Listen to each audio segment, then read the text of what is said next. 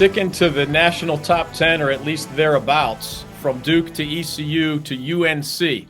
I know the Tar Heels have been a College World Series program under at least 3 head coaches that I can think of. Maybe it's more than that, but not yet under their current coach, I believe, Scott Forbes. So what do they have going for them this season, and how that – I know that as we speak, it could change quickly, but as we speak, the Tar Heels have not lost at the Bosch, as you referred to it earlier, Boshamer Stadium, and it is a beautiful setting in Chapel Hill. A lifetime ago, I actually got to call UNC baseball games with Mick Mixon. I literally walked across the street from where I was a UNC law school student, needing a break from the insanity of legal studies and thick textbooks, and I would call baseball games and go back to the trenches. But what is it about this year's Tar Heels, man? Every time I watch one of their games, there's home runs flying out, home or away. They're certainly fun to watch. Could this be the team that gets Coach Forbes to the College World Series? It could be. And I'll say this for Scott Forbes. He was on staff for Omaha trips with them, former pitching coach under Mike Fox there at North Carolina. So he's certainly been a part of College World Series teams, but you're correct in that they haven't been in his time as the head coach. I talked about Vance Honeycutt. I mean, that's one of the more dynamic players in the country. It's a team that has all kinds of depth. I was talking to him prior, in preparation for this broadcast I'm about to do with they in Coastal Carolina. And he mentioned just sort of nonchalantly, they've got a player named Jackson Vandebrake who was all ACC a season ago, not in the regular everyday lineup for them this season. It's a luxury to have that. And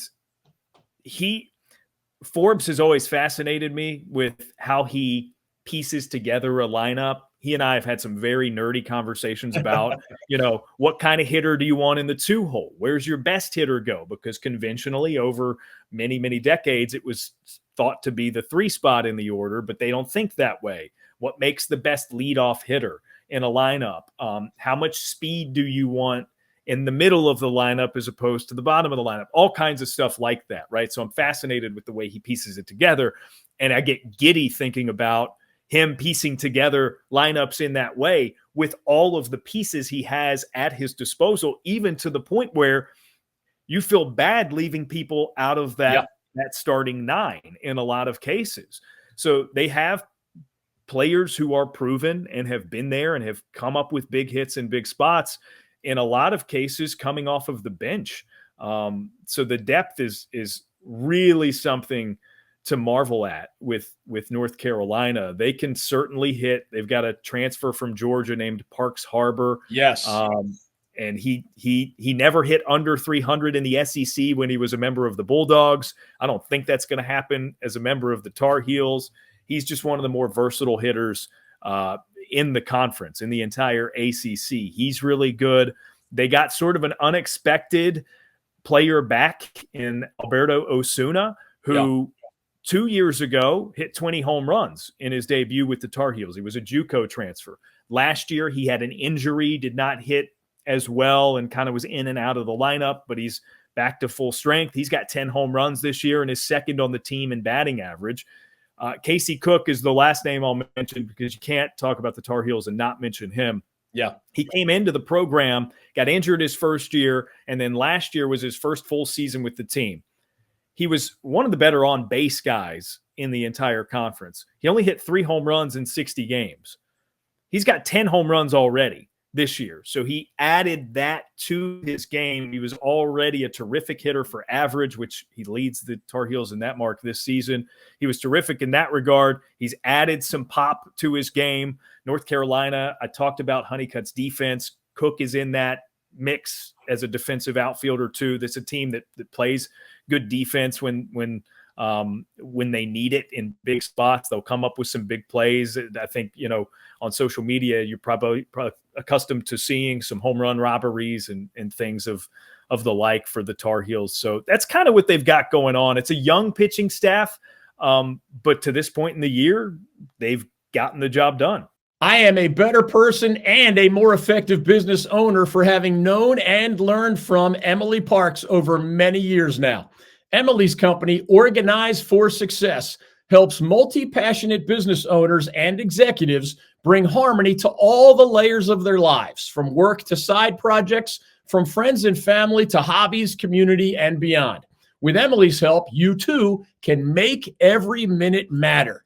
She helps you determine what earns your time and how to efficiently accomplish what matters. One of the many things I love about Emily is that she does not impose her will on her clients. She listens to them. That way she can better help them cultivate the lives they want to live.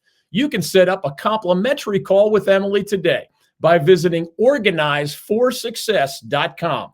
That's organize, F-O-R, success.com. I can't believe it, but even after Duke and ECU and UNC, we still have teams in and around the national top 15, top 25. Next up is Wake Forest, which, side note, that is the only program in the state of North Carolina that has ever won the College World Series. It was before even I was born, way back in the 1950s. We've had a lot of close calls, including NC State during the COVID crazy year.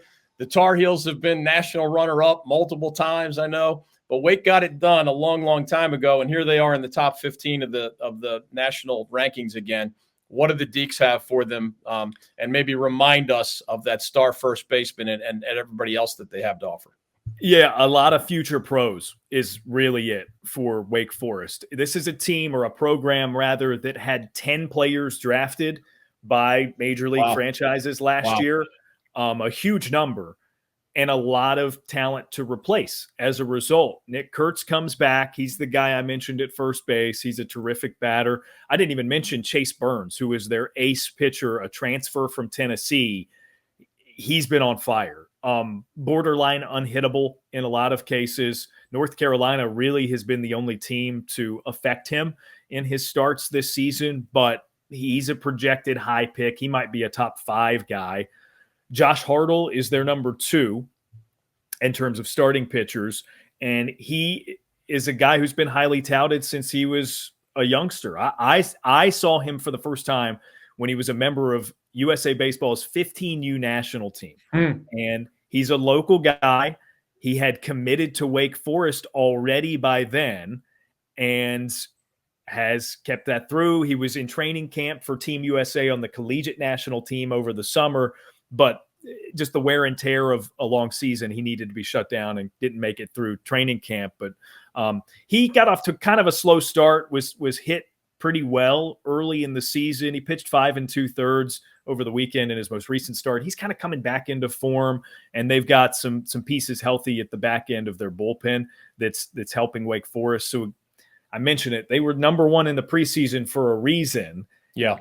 They're rounding into form into a team that potentially could compete for one of those top 8 spots. Either way, I think they'll be a top 16 seed. They'll be a host of an NCAA regional. Wake Forest is an it program now after last year, especially. Like they're an it program. They got to transfer like Burns to come from an SEC program like Tennessee. That's the signal of it. So they're here. They're going to be really good, and I think the program is here to stay, at least for a handful of years, riding this run. If you are anywhere near Wilmington, North Carolina, and looking for a little live music, a cold beer, a tangy slushie, a fun crowd, or just a taste of the good life at the beach, Jimmy's Bar in Wrightsville Beach is the place for you. Located on North Lumina Avenue, just 1 block from the sand and waves of the Atlantic Ocean, Jimmy's features a full bar with nightly beer and drink specials, and it hosts musical performers almost every day of the year. One more fun fact, Jimmy's annual Children's Bike Drive, which started in 2017, now distributes more than 1,000 bicycles and helmets per year to young people in the Wilmington area and beyond. Jimmy's Bar, your home away from home on Lumina Avenue in Wrightsville Beach. We'll get you out of here with 2 more snapshots. NC State, you mentioned, took 2 out of 3 against a top 5 Clemson team at the Tigers' place, which pushed the Wolfpack into some of the national polls, top 25. What does Elliott Avent have this season as he tries to get back to the College World Series. And I don't know how much longer Coach Avent's going to be around. You and I both know he's a longtime friend of the David Glenn Show in all of its various versions over the years. But he's a heck of a guy and a heck of a coach. They were a little bit off my radar for a while, and then they go take 2 out of 3 at Clemson. Yeah, they've been on and off the radar this year is the best way to describe them. They've been up and down, in and out of national rankings, national polls. They're a little perplexing, DG. It's a group that I like. I really like their lineup. They've got a catcher in Jacob Cozart, who is a likely first-round draft pick. I know I keep adding more and more of those to the mix, but it's true. Jacob Cozart has been sort of the foundational piece in the middle of the order. They've got some other great pieces. They, like some of the others in the conference, looked elsewhere to bring in some experienced talent. Garrett Pennington is their first baseman. He's a Wichita State transfer after they experienced a coaching change. Alec Makarevich, once a star for the ECU Pirates at third base, a switch hitter. He's got pop from both sides.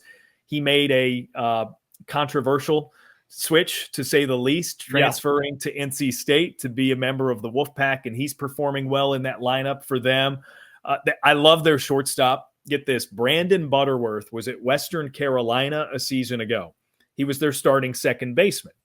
Naturally, he's a shortstop. Like a lot of guys who are top-level high school players, they played shortstop, so that's his natural position. Among other reasons, when it was apparent that he was not going to be the everyday shortstop for Western Carolina, enters the transfer portal, comes to NC State, has an opportunity. He's their starting shortstop. He wasn't even the starting shortstop, wasn't going to be the starting shortstop at Western Carolina. And Butterworth is a phenomenal defender. You know me, I like players who are the style that I was back in my heyday. So he's got a good glove. The bat's getting there.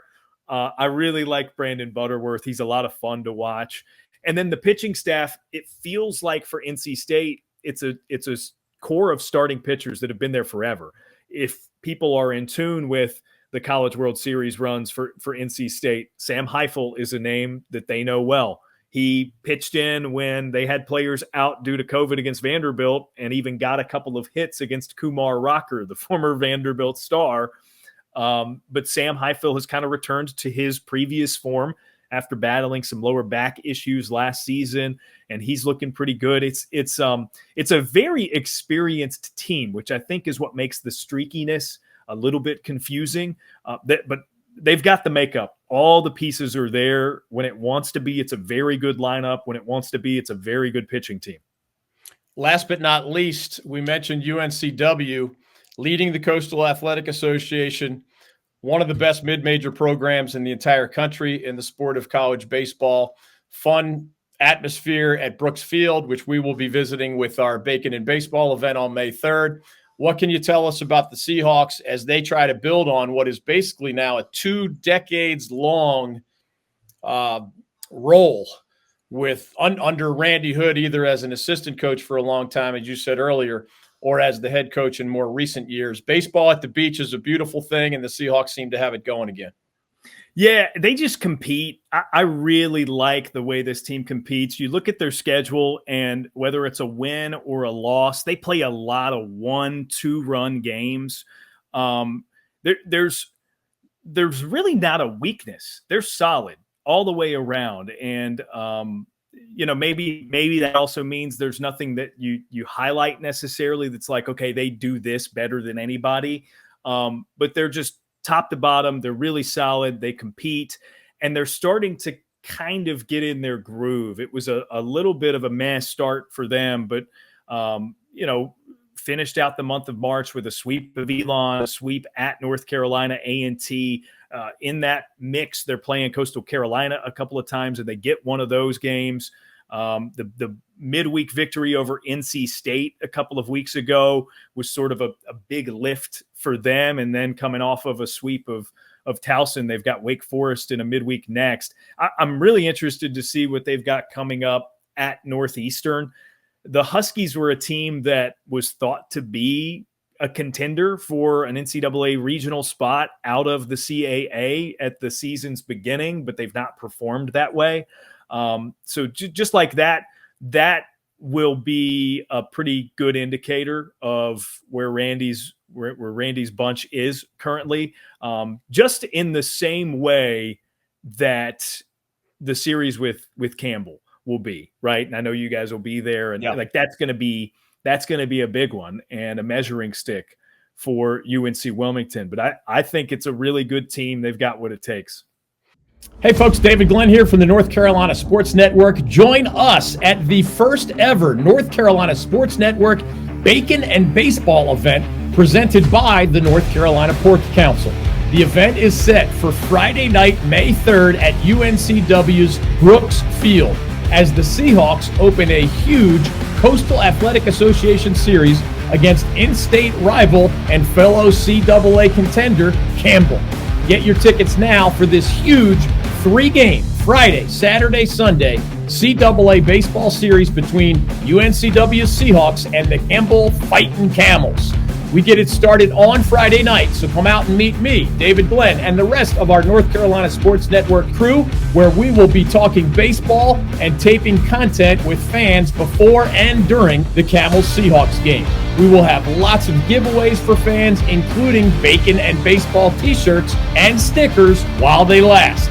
We'll also be providing some great North Carolina pork sandwiches, courtesy of the North Carolina Pork Council and our friends at Jimmy's Wrightsville Beach in conjunction with UNCW Athletics.